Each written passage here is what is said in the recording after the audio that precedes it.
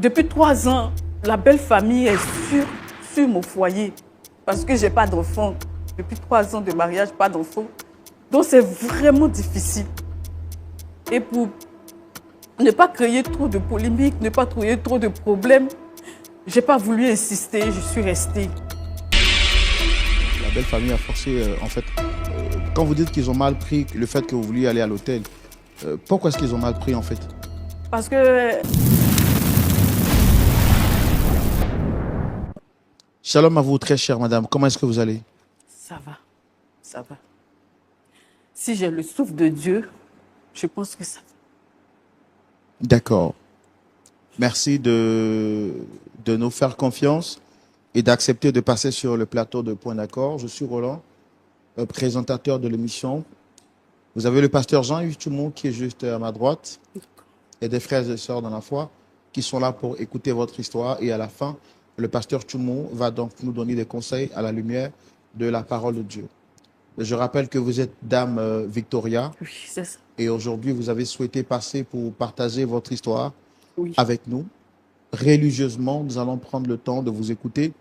Il arrivera par moment que je marque quelques pauses pour vous poser des questions, juste pour me permettre de comprendre et également permettre aux téléspectateurs qui nous suivent partout à travers le monde de comprendre votre histoire. D'accord. Surtout, je veux que vous vous sentiez à l'aise. Parce que ici, si vous êtes sur un plateau familial, donc ne vous sentez pas complexé. Nous, on ne va pas vous juger parce que notre objectif, c'est pas de vous juger. Vous êtes sur un plateau qui a pour vocation de réconciliation, de réconcilier des personnes, pardon. Et donc, sentez-vous vraiment à l'aise. OK? Merci. Allez-y. Bon, je veux savoir qu'est-ce qui vous emmène ici aujourd'hui, pourquoi vous êtes là et quelle est la personne que vous souhaitez rencontrer. Je vous remercie de me recevoir sur ce plateau, aussi de me donner la parole. Je vis vraiment des moments difficiles. Je vis un grand désert, si on veut dire. La situation est tellement bizarre et honteuse que j'ai même hésité, même avant d'arriver ici. Mais bon, j'ai eu le courage de venir. Il faut dire que la situation est vraiment embarrassante. Et cela a touché l'harmonie de mon foyer, au point où mon mari a demandé le divorce. Je suis vraiment anéantie. 3 ans de mariage et puis sortir avec un divorce, vraiment, je n'arrive pas. Je n'arrive pas à supporter. D'accord. Je suppose qu'avant d'arriver ici, vous avez tenté d'autres pistes. Si oui, quelles sont ces pistes que vous avez essayées avant d'arriver sur ce plateau? Bon, j'ai vu certains de nos amis et témoins pour demander pardon à mon mari pour qu'il puisse revenir sur sa décision. J'ai vraiment tout essayé. Et j'espérais avoir la solution ici. Franchement, c'est pour cela que je suis venue jusqu'à là. D'accord. Et si je comprends bien, d'après ce que vous êtes en train de nous dire, c'est votre mari que vous souhaitez rencontrer Oui, je souhaite rencontrer mon sur ce époux. plateau. Oui, oui. D'accord. Nous, on veut comprendre qu'est-ce qu'il y a exactement. Alors, on va le faire dans notre rubrique Le Grand Déballage. Et c'est tout de suite, c'est maintenant. Allez-y. Donc, vous êtes en train de nous dire que vous avez, vous traversez une période difficile avec votre mari Oui. et vous n'êtes pas loin du divorce.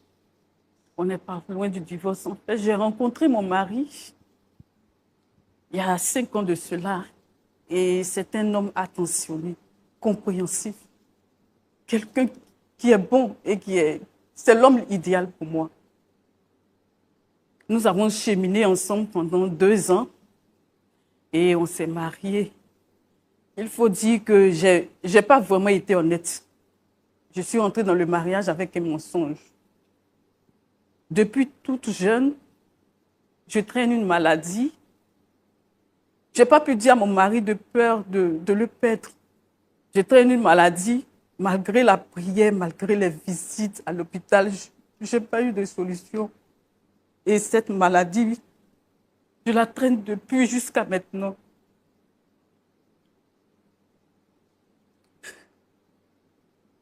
Je me suis mariée avec Arnaud et Le jour de la noce, Est-ce que quand vous dites que vous traînez cette maladie euh, depuis longtemps, en fait, j'urine sur le lit, j'arrive pas à retenir mes urines. Donc, le jour de la noce, j'ai attendez, uriné. excusez-moi, je veux comprendre. Cette maladie, vous avez dit c'est quoi? J'urine sur le lit.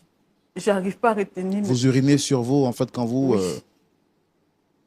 j'arrive pas à retenir mes quand vous urines. dormez ou quand Quand je vous êtes dors, éveillé? quand je dors, Et ça, c'est c'est depuis votre vraiment, vraiment enfance? pénible. Oui, depuis que je suis toute petite, je n'ai pas trouvé de solution. Je n'ai pas trouvé de remède. Et cela me ronge. Je me sens toute honteuse chaque fois, mais bon, je vis avec. Est-ce qu'avant de vous marier, vous avez dit cela à votre mari? Non, non, je ne lui ai pas dit. En fait, j'avais peur de le perdre. Parce que c'est quand même une situation un peu difficile. C'est vraiment difficile. Je ne pouvais pas. Je ne pouvais pas. Qu'est-ce que vous espériez? Pour vous, vous pensiez que une fois que vous allez vous marier, ça allait disparaître ou bien vous vouliez le mettre face à la situation? Est-ce que À vrai dire, je n'avais pas d'idée, mais bon, je me suis laissée emporter. Et pour moi, ça allait s'arranger au fil du temps. C'est ce que je me suis dit. Mais bon, voilà. Il a, il a su ça le jour de la noce. Et j'étais tellement embarrassée que je lui ai dit non, c'est tellement. J'étais fatiguée suite à la cérémonie. Voilà. Donc, après ça, on a vécu avec la prière. 3 ans de donc mariage c'est aussi. le jour de la noce Oui, qu'il a su. il a su. Comment est-ce qu'il a su exactement? Vous lui avez dit ça le jour de la Non, non, noce? il a constaté sur le lit que j'avais uriné.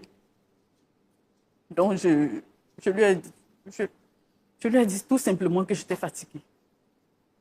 Maintenant, c'est au fil du temps qu'il a vu que c'était récurrent.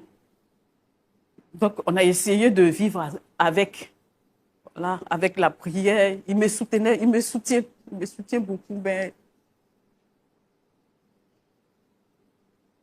vraiment, c'est difficile. C'est c'est difficile. D'accord. Et on a fait... Je me permets de faire le récapitulatif de tout ce que vous avez dit.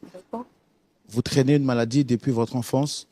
Et cette maladie, c'est que vous urinez sur vous depuis que vous êtes toute petite. Vous êtes allé donc voir les médecins avec la prière, tout et autres. Jusqu'à aujourd'hui, vous n'avez pas eu gain de cause. Et c'est dans cet état-là que vous avez rencontré votre mari, votre fiancé avec qui vous avez cheminé, jusqu'à ce que vous passiez au mariage. Mais avant d'arriver au mariage, vous ne lui avez pas dit. Non. Vous lui avez caché de peur de pouvoir le perdre, Oui. dans l'espoir de pouvoir trouver solution une fois dans le mariage. Et c'est le jour du mariage, après la nuit de noces, ou pendant la nuit de noces, qu'il va découvrir parce que ce jour-là, vous avez uriné sur vous. Et pour justifier cela, vous lui avez dit que c'était suite à une fatigue. Il va se rendre compte que ce n'était pas la fatigue à la suite, parce qu'il voit que c'est devenu de plus en plus récurrent. Mais malgré ça, il ne vous a pas abandonné, il vous soutient. D'accord. Comme je disais, nous avons, le jour de la noce, il a constaté. Et nous avons vécu cette situation. On a essayé de gérer ça pendant 3 ans. Pendant 3 ans aussi, on n'a pas eu d'enfant. Mais avec la prière, on espérait. On espère toujours. Et 3 ans après, pendant 3 ans de mariage, on nous annonce que son oncle est décédé. On est allé aux funérailles. Et quand je suis arrivée, la belle famille m'a logée. Et comme je vous le disais, je connais déjà mon problème. Donc, j'ai essayé d'aller prendre une chambre à l'hôtel. Mais la belle famille a mal pris. Parce que déjà, depuis 3 ans, la belle famille est sur mon foyer. Parce que je n'ai pas d'enfant. Depuis 3 ans de mariage, pas d'enfant. Donc, c'est vraiment difficile. Et pour ne pas créer trop de polémiques, ne pas créer trop de problèmes, je n'ai pas voulu insister, je suis restée. Donc, la belle famille a forcé, en fait, quand vous dites qu'ils ont mal pris le fait que vous vouliez aller à l'hôtel, pourquoi est-ce qu'ils ont mal pris, en fait? Parce que d'abord, ma belle-mère qui jugeait que moi, je pensais que sa maison n'était pas assez accueillante et propre pour que moi, je puisse dormir. Donc, vraiment, j'ai renoncé à ce projet-là. Donc, je suis restée et je devais dormir avec mes belles-sœurs. Et le premier soir, j'ai uriné sur le lit.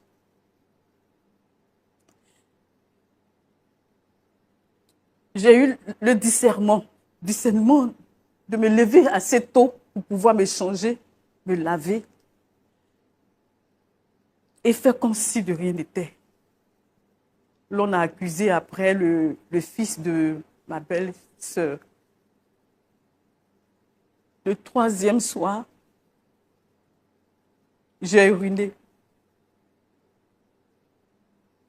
Là, j'ai tellement dormi que je me suis oubliée. Je me suis réveillée avec les cris de ma belle-sœur qui se moquait de moi, en fait, et qui me traitait de menteuse, qui me traitait de tous les noms parce que elle venait de constater que j'avais uriné, que c'était moi. J'ai vraiment vécu la situation très mal. J'ai eu vraiment mal. Je me suis sentie indignée. J'ai crié au bon Dieu, pourquoi moi? Pourquoi moi?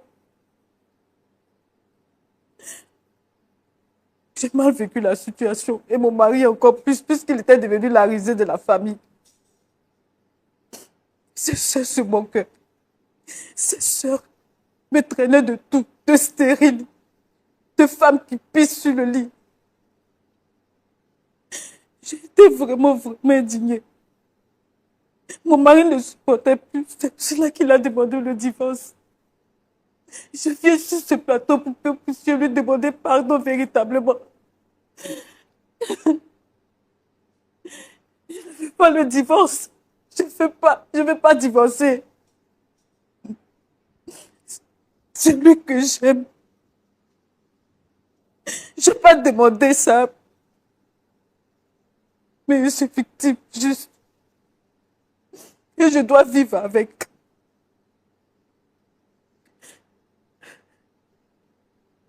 J'espère trouver la solution. J'espère que vous pourriez toucher son cœur pour qu'il puisse revenir à de meilleurs sentiments.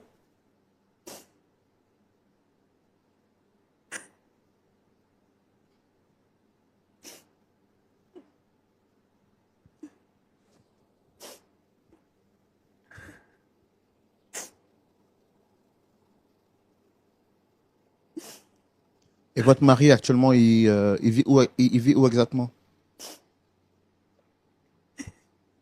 Il a quitté la maison familiale. Il est allé prendre un appartement.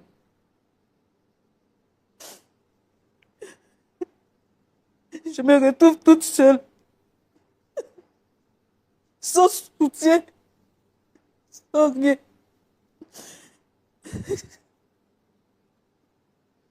Pourtant, je n'ai pas demandé à être comme ça.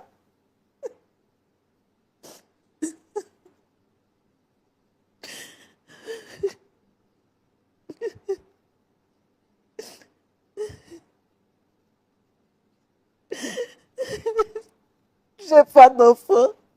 Et voilà cette situation qui me tombe là-dessus. Me marier pour divorcer. Non.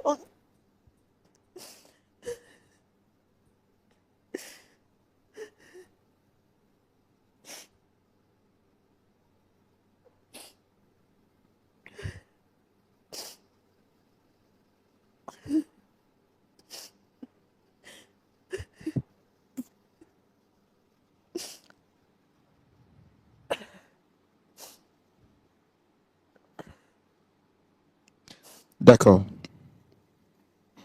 Vraiment que le Seigneur vous fortifie, je comprends. C'est pas facile. On va dire que vous êtes frappé par un triple fardeau. Premièrement, vous n'arriviez pas à concevoir, vous n'avez pas d'enfant. Vous souffrez de cette maladie que vous n'avez pas souhaité avoir, qui est une anomalie.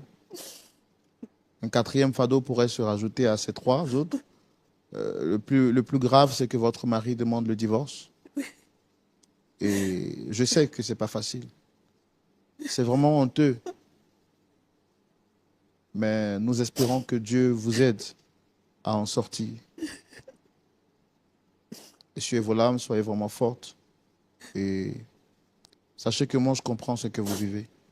Je comprends parfaitement la situation que vous traversez. Et je suis de cœur avec vous. Je suis vraiment de cœur avec vous. Merci. Merci. C'est pas facile de braver vraiment les regards de tout le monde. C'était une situation qui était secrète. Là, aujourd'hui, devant le monde entier, vous êtes obligé de vous dévoiler parce que vous avez peur de perdre votre foyer. Et on ne souhaite ça à personne, à aucune femme partout à travers le monde. Que le Seigneur vous soutienne. Pasteur Tchoumou, voici une dame qui nous visite aujourd'hui sur notre plateau et qui souffre. Qui souffre parce que d'abord, elle a rencontré un homme qu'elle aime, se sont mariés et depuis son enfance, elle traîne une maladie. C'est normal pour un enfant qui est petit parce qu'il ne contrôle pas ses émotions d'uriner sur lui. Mais dès l'âge de la conscience, à partir de 7 ans, un enfant est censé maîtriser certains de ses gestes. Même quand il dort, il peut se lever pour pouvoir aller aux besoins. Mais elle, depuis son enfance jusqu'à aujourd'hui, elle traîne cette maladie et grave. Dans son foyer, elle continue encore d'être victime. À cela se rajoute le fait qu'elle n'a pas d'enfant et puis sa belle famille se moque d'elle. Son mari, exaspéré de tout cela, lui demande le divorce et elle n'en peut plus. Elle vient sur notre plateau pour que Dieu puisse vraiment l'aider à trouver une solution. On va recevoir son mari? Oui, on le reçoit. D'accord. Public, merci de recevoir son très cher mari.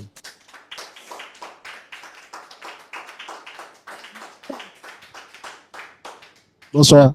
Shalom à vous. Comment est-ce que vous allez? Ça va bien. Que Dieu vous bénisse. Amen. Alors, merci de répondre à notre invitation. Je suis Roland Sambo, présentateur de l'émission Point d'accord. En face, vous avez le pasteur Jean-Yves Tchoumou et des frères et sœurs dans la foi qui sont là pour écouter votre histoire. Je rappelle que vous êtes monsieur Arnaud Denis. Monsieur Arnaud Denis. En tout cas, merci d'être ici avec nous. Et puis, vous êtes très bien habillé surtout. Merci. Avant qu'on ne continue, je voudrais vous demander, est-ce que vous reconnaissez la femme qui est juste en face de moi? Oui, je la reconnais, c'est mon épouse. D'ailleurs, je suis surpris de la voir ici. Est-ce que les choses vont bien entre vous? À ma connaissance, ça allait, mais dans ces 2 derniers mois, ce n'est pas trop ça. Ça vous écoeure ou bien ça vous dit absolument rien? Parce que vous en parlez avec beaucoup de légèreté, on peut le voir sur votre visage. En fait, c'est une décision prise déjà avec conscience. Donc, si ça ne va pas, c'est en partie moi qui ai pris la décision. Alors, quand vous dites que ça ne va pas entre vous, ça allait et maintenant ça ne va plus, Oui. qu'est-ce qu'il y a exactement? Parce que nous la voyons ici en pleurs. Qu'est-ce qu'il y a exactement? Au fait, je ne souhaite pas en parler sur un plateau télé parce que selon moi, ça serait trop ça sera aussi la mettre sur la place publique. Justement, elle nous a déjà donné sa part de vérité, mais on s'est dit qu'il était également important d'entendre votre point de vue, votre version de cette vérité pour voir comment est-ce qu'on peut vous aider en fait. Si elle vous a déjà donné une version, alors le vin est déjà tiré, nous allons le boire. Selon moi, ce n'était pas normal que nous venions sur un plateau pour un tel souci. Nous, on est totalement d'accord avec ça. Mais vous savez que nous sommes un plateau international reconnu pour nos œuvres et justement nous aidons les personnes et les familles à trouver une solution. On aurait bien pu ne pas accepter son invitation, Mais il faut comprendre que cette dame est vraiment attristée. Et notre objectif ici, c'est de pouvoir réconcilier. Comme je l'ai dit, nous avons un ministère de réconciliation et c'est ce que nous sommes en train d'exercer avec vous. Donc vraiment, aidez-nous à pouvoir vous aider et aider surtout cette femme à répartir avec le sourire. Qu'est-ce qu'il y a exactement, très cher? Ok. Cette dame que vous voyez, nous nous sommes connus. Nous avons cheminé, nous nous sommes mariés. Mais elle m'a menti. Et je l'ai su qu'au jour des noces. Elle a une incontinence urinaire qu'on appelle urésie, il me semble. Et je l'ai découvert le jour du mariage. Je lui ai demandé, elle m'a dit que c'était dû à la fatigue ce jour-là. J'ai laissé tomber. Mais j'ai remarqué au fil du temps que c'était une maladie qu'elle traînait, mais qu'elle n'a pas voulu, elle n'a pas daigné me le dire depuis notre rencontre jusqu'au mariage. Malgré cela, j'ai continué de vivre avec elle. Et depuis plus de 3 ans, nous sommes ensemble. Et la goutte d'eau qui a fait déborder le vase, selon moi, nous étions à des funérailles de mon oncle qui était décédé. Et elle dormait avec mes soeurs. Et là, les mêmes choses se sont répétées. Les mêmes choses se sont répétées. Qu'est-ce qui s'est passé exactement? Elle a pissé sur le lit où elle était couchée avec. D'autres mots, elle a uriné sur le lit. Elle a uriné sur le lit. Et c'était une honte, non seulement pour elle, mais également pour moi. Surtout faisant déjà d'objet de raillerie dans la famille, surtout parce que depuis 3 ans, nous n'avons pas d'enfants. Et aujourd'hui encore, elle vient de mon nid devant mes soeurs, devant mes frères. Et n'en pouvant plus, je n'ai plus le droit, sinon à la parole dans la famille, aux réunions familiales. Je ne peux plus avoir l'autorité d'antan. Sans entendre dire, sans qu'on me lance des mots, ta femme, non seulement elle est stérile, elle ne peut pas te donner un héritier, mais également, elle urine au lit. C'est fort de cela que j'ai pris la décision d'aller au divorce. Est-ce que vous êtes conscient que cette décision fait souffrir celle que vous avez présentée comme étant votre femme? Bien sûr, j'en suis conscient. Moi également, j'en souffre moralement et mon honneur est bafoué. Sans trop vouloir vous faire de leçons de morale, mais pour vous, qu'est-ce que vous entendez par mariage? Est-ce qu'on se marie seulement pour les bons moments ou dans le mariage, il y a aussi des moments de joie, mais également de tristesse? Je ne sais pas si le mot est indiqué, mais je parlerai de dol, puisqu'elle ne m'a pas dit avant le mariage. Si elle m'avait dit avant le mariage qu'elle avait cette maladie, nous n'en serions pas là. J'aurais dû peut-être accepter ou ne pas accepter, on serait situés l'un et l'autre. Mais aujourd'hui, elle ne m'a pas dit cela. Et je découvre, malgré cela, j'accepte de continuer avec toi. Mais ce qui s'est passé au village, vraiment me laisse pantois. Pendant 3 ans, vous avez accepté de subir les moqueries de vos parents. Pendant 3 ans, vous avez accepté de la comprendre, de la soutenir. Elle nous a dit sur ce plateau que vous avez été d'une grande aide pour elle. Pendant 3 ans. Qu'est-ce qui vous fait changer radicalement? Vous faites tourner en fait votre veste du jour au lendemain. À partir du moment où c'était entre nous deux, il n'y a pas de souci. Mais aujourd'hui, tout le monde sait. Et aujourd'hui, encore plus, puisqu'elle m'amène sur un plateau de télé. Je n'avais pas voulu aborder le sujet, mais vu qu'elle vous en a déjà parlé, donc je suppose que tout le monde est informé, j'ai dû mettre le pied dans le plat. Pour moi, c'était une manière aussi de la protéger et discrètement, afin que personne ne soit informé. Mais là, tout le monde est informé. Donc, ce que je voulais éviter est arrivé. Vous croyez dans le Seigneur? Bien sûr. Vous êtes chrétien? Oui. Est-ce que vous croyez que Dieu peut l'aider, peut changer son histoire? Oui, Dieu peut l'aider.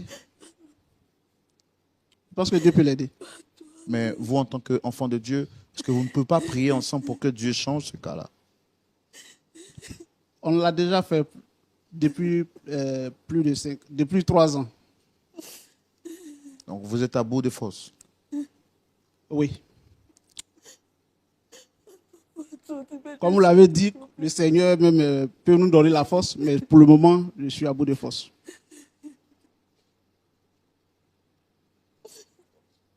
Vous êtes marié coutumièrement ou bien vous êtes marié de manière civile? Nous sommes mariés de manière civile. Coutumièrement et de manière civile. Je remarque que vous n'avez plus votre alliance, c'est ça? Nous ne portons pas l'alliance. C'est ce que vous avez décidé tous les deux? Oui.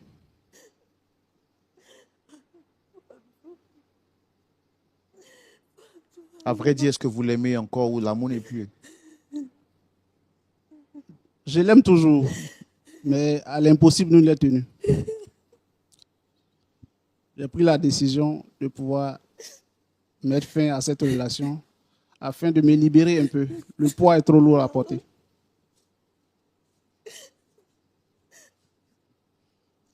D'accord. Nous allons écouter l'avis de notre pasteur consultant, le pasteur Jean-Yves Tchoumou. Faut-il abandonner une femme quand elle nous a caché un secret qu'on a découvert cela dans le mariage?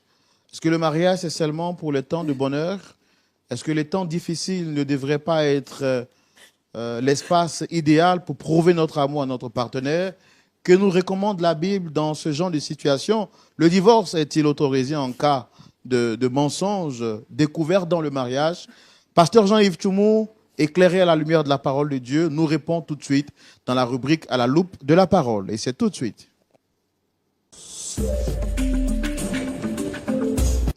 Pasteur Tchoumou. Oui, Roland. Voici encore une autre situation. Que nous dit la parole de Dieu? Mais avant, je voudrais demander à l'équipe technique de nous permettre d'avoir des sopalins pour éponger le visage rempli de larmes de notre invité.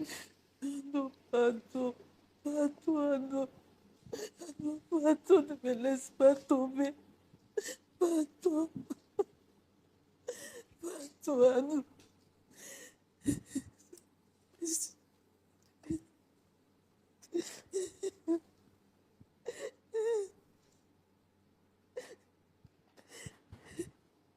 Soyez forte, madame. Que le Seigneur vous fortifie.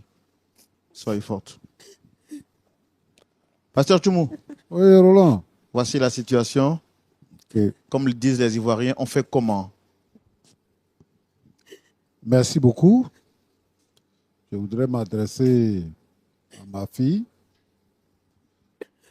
pour dire ceci. Dame Victoria. Victoria, il faut sécher tes larmes. Il faut sécher tes larmes. Alors, tu nous as dit tout à l'heure que c'est une maladie, que tu es malade. Voilà. Et que, bon, pour ne pas perdre ton mari, tu n'as pas voulu lui dire ça lorsque vous étiez fiancés. Mais c'est toutes les nuits que tu mouilles le lit ou bien il y a des jours? C'est toutes les nuits? En tout cas, la plupart des nuits. La plupart des nuits. Donc, tu savais que en venant à la maison avec lui, tu vas mouiller le lit. Mais tu dis que tu ne veux pas le perdre.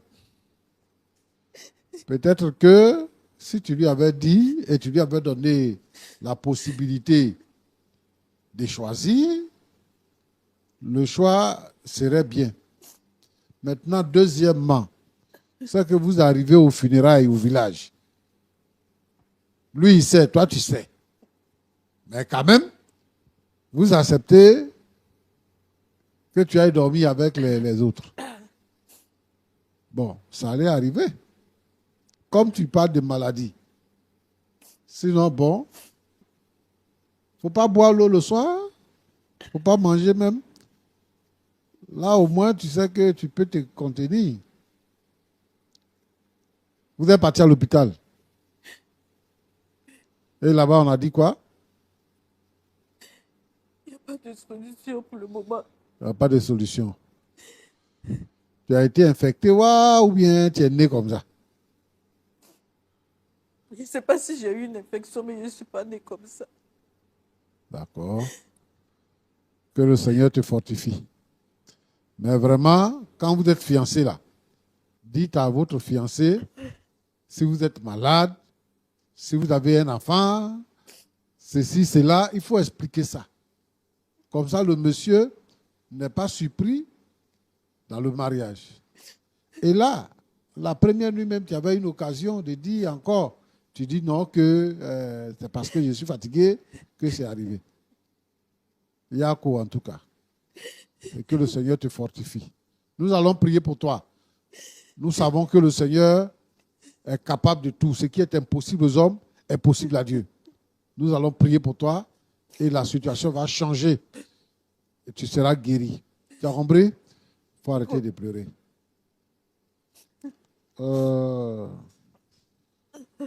Mon frère, tu as dit ton nom là, c'était quoi? Arnaud Denis. Arnaud Denis. Oui.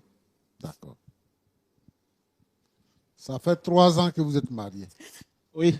3 ans que tu gères la situation. Oui. Donc tu savais que, arrivé au village là, elle allait mouiller le lit. Puisque ça fait 3 ans que cela dure et que vous êtes dans la même maison, et tu acceptes qu'elle puisse dormir avec tes soeurs, alors que tu sais que c'est comme ça. Pourquoi tu as autorisé ça? Elle a dit qu'elle voulait prendre une chambre à l'hôtel. Et les parents ont dit peut-être que c'est parce que elle trouve que là où ils habitent n'est pas propre et tout ça, donc elle veut aller dormir à l'hôtel.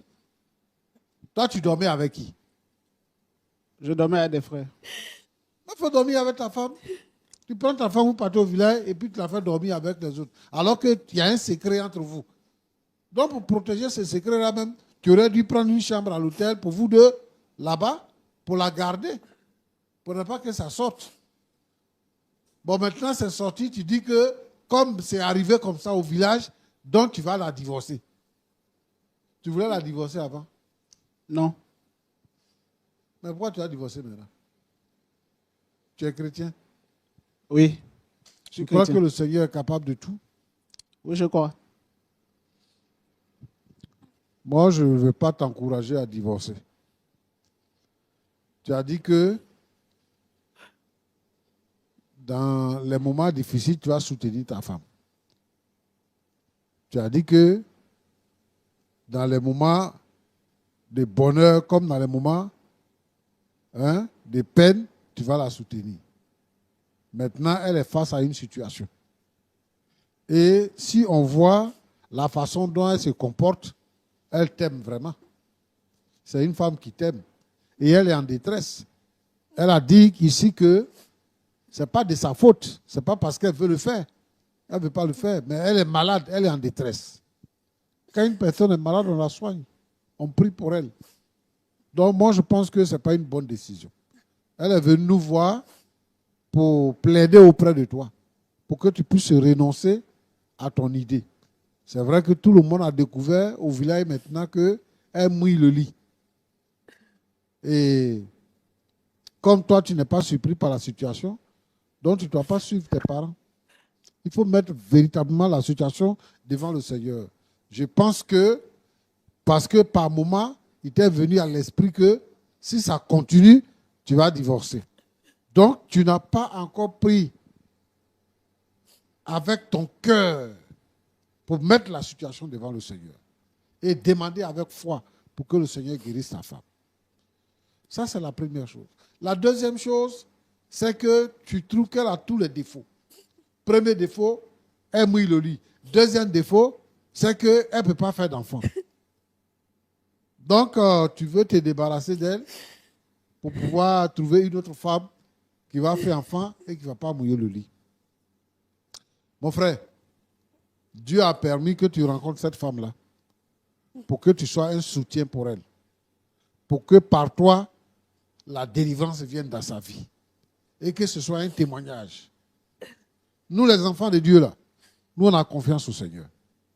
Tout ce qu'on fait, on base notre espoir, notre confiance sur le Seigneur. C'est ça qu'on dit avoir la foi. La foi nous permet de déplacer les montagnes. Et ça, c'est une montagne. Dieu est capable de tout. Un vieillard de 100 ans et une vieille femme de 90 ans. Dieu leur a permis d'avoir un enfant. Et la Bible dit que ce qui est impossible aux hommes est possible à Dieu. Moi, je voudrais t'exhorter à faire confiance au Seigneur.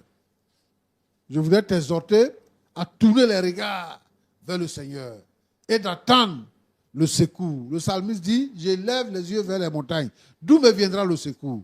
Le secours me vient de l'Éternel qui a fait les cieux et la terre. Le secours vient de l'Éternel. Le divorce n'est pas la solution. Aujourd'hui, lorsqu'il y a une situation dans le foyer, tout le monde pense au divorce. Le divorce n'est pas une option.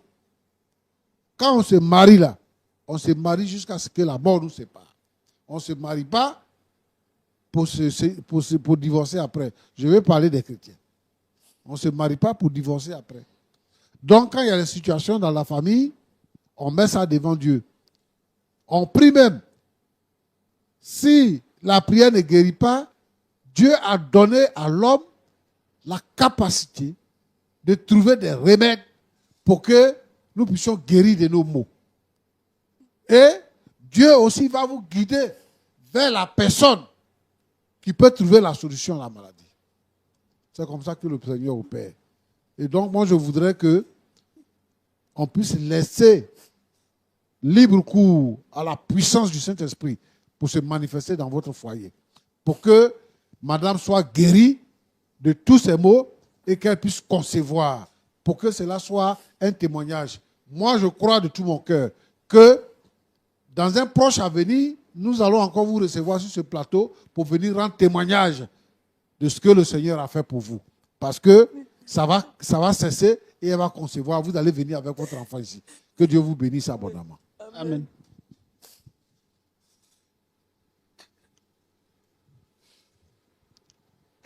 Merci beaucoup, pasteur Jean-Yves Tchoumou. Merci beaucoup.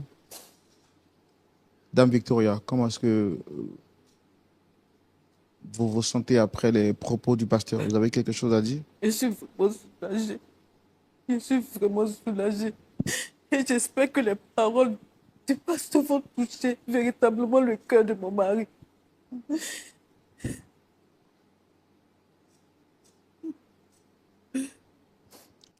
Monsieur Arnaud, vous avez quelque chose à dire?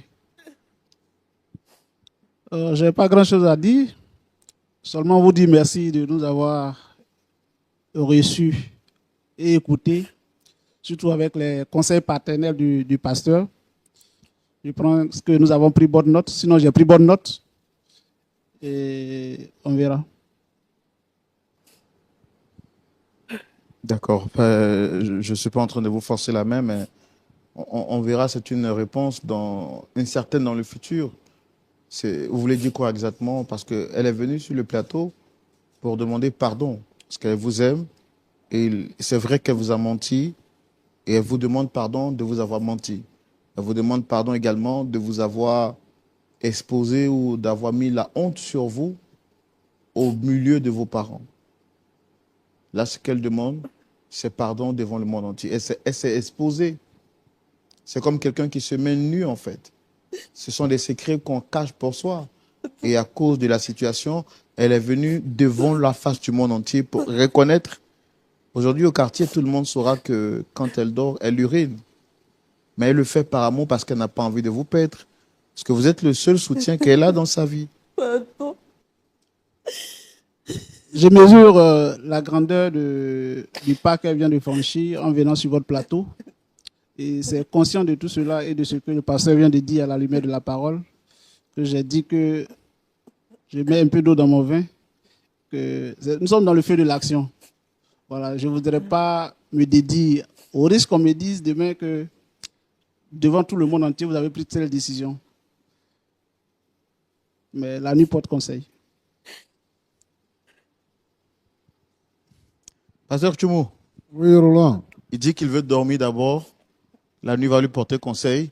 À croire que les conseils que vous lui avez donnés n'ont pas suffi. Il attend encore les conseils de la nuit. Bon, vous avez quelque chose à rajouter avant qu'on ne se dise au revoir? On ne se dise au revoir? Dans tous les cas, comme c'était mal, on peut dire que s'il n'y a rien qui est fait de la part du Seigneur, elle va continuer de mouiller le lit. Qu'est-ce qui va lui donner conseil la nuit? Donc moi, je pense que nous sommes ici pour régler une question. Moi, je dis, je parle avec foi. Nous, on prie pour les gens, ils sont guéris. Les paralytiques marchent, les sourds entendent, les muets parlent, les aveugles voient. Qu'est-ce que le Seigneur ne peut pas faire? Et cela dépend de lui. Ce n'était pas une question philosophique. C'est une question de foi et une question sentimentale. C'est son épouse. Il ne savait pas qu'elle était malade, mais dès le premier jour, il a su qu'elle était malade. Donc, c'est une maladie, comme toute autre maladie, qui peut être guérie. Et moi, je crois que si nous prions maintenant, elle sera guérie. Donc, quand il dit la nuit porte conseil, il n'est pas en train d'ajouter sa foi à la foi que nous partageons maintenant. Or, le Seigneur Jésus-Christ nous recommande d'unir nos foi. Si tu crois et que je crois et que nous prions, le Saint-Esprit va agir. Donc, c'est ce que je veux dire. C'est pour ça que je lui dis de renoncer à son projet de divorce. Parce que ce n'est pas la pensée des chrétiens. Et maintenant, de faire ce que la Bible nous demande de faire. De croire que le Seigneur va guérir cette femme-là. Et que non seulement elle ne va plus mouiller le lit, mais également elle va enfanter. Et s'il le croit, je pense que il va dire, pourquoi il dit qu'il ne va pas dire devant la face du monde? Il a déjà dit oui devant la face du monde entier. Et c'est son épouse. Donc, ce n'est pas une question de lui forcer la main. C'est une question de principe. C'est-à-dire que le principe de Dieu ne veut pas qu'on divorce. Un. De deux, le principe de Dieu, c'est que Dieu, par le sang de Jésus, par le nom de Jésus, il guérit. Donc, pour que la guérison soit effective, il faut que notre foi soit ajoutée au nom de Jésus pour que la guérison intervienne. Et c'est ce que je suis en train de lui dire. Je crois qu'il doit accepter ça. Il n'a qu'à renoncer à cette idée de divorce-là. Elle est malade, elle n'a pas commis adultère, elle n'a rien fait de mal. Elle ne peut rien faire, elle ne peut rien changer. Si cela dépendait de sa volonté, elle allait tout changer. Mais elle ne peut pas. C'est une personne en détresse. C'est une personne qui souffre. Il faut la relever. Il ne faut pas l'enfoncer pour la tuer. C'est ce que je suis en train de dire. On va vraiment terminer puisque nous sommes vraiment à la fin de notre émission. Quelque chose à dire par rapport à ce que le pasteur vient de dire? Je voudrais dire, par votre entremise au pasteur, qu'il est vraiment un appelé. Parce que tous ces mots justes qu'il a trouvés, vraiment m'ont touché.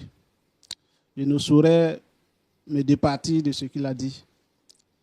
Donc, sous son onction, je vous donne mon accord pour soutenir mon épouse. Si vous permettez, je vais me lever pour la consoler. Allez-y.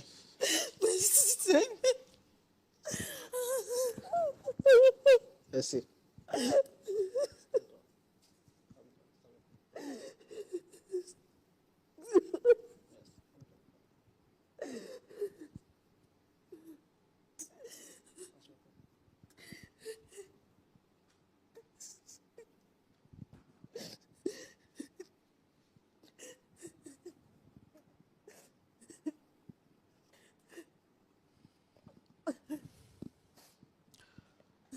Pasteur Chumo, un point d'accord a été trouvé.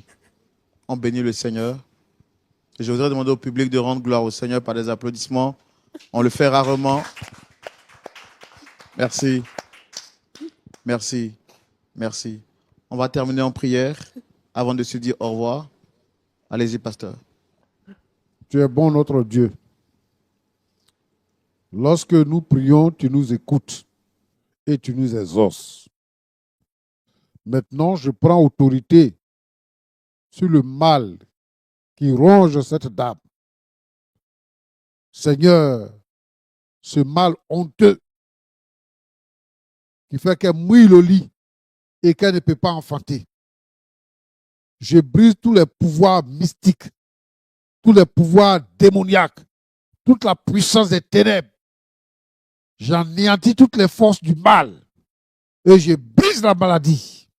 Dans le nom de Jésus-Christ, reçois la guérison maintenant. Dans le nom puissant de Jésus. Que tous ceux et celles qui me suivent maintenant, qui souffrent d'une maladie quelconque, qui souffrent de la stérilité, au nom de Jésus-Christ, soyez féconds et multipliez-vous maintenant. Que la faveur de Dieu vous visite. Dans le nom de Jésus-Christ. Merci Seigneur. Amen.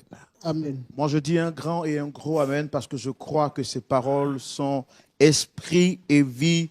Et comme peut dire les Saintes Écritures, si vous avez la foi, vous direz à cette montagne, lève-toi et jette-toi dans la mer. Nous croyons que le Seigneur restaure la vie de cette belle dame. Merci également d'être passé. Merci d'avoir accepté de faire la paix. Et nous savons que le Seigneur de vérité vous aidera dans cette aventure.